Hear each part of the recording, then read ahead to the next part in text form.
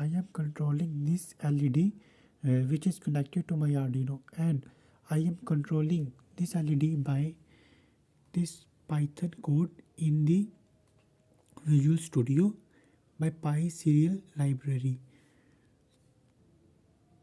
In the first step, you have to upload the Arduino IDE code in the Arduino Uno board. For that, go to the file, go to the example, and communication, open this physical pixel which has this code.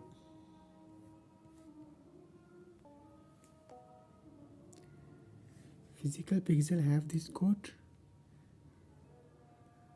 controlling LED by pyserial in the Visual Studio Python code.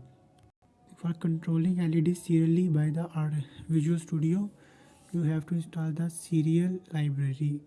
For installing this library, enter this command pip install pyserial in the terminal block. After installing library, you can use this code to control the LED on and off. Now I have run this code by using this run button, and I can enter on, off, or quit. Let's enter the on. LED is on. Now off, enter.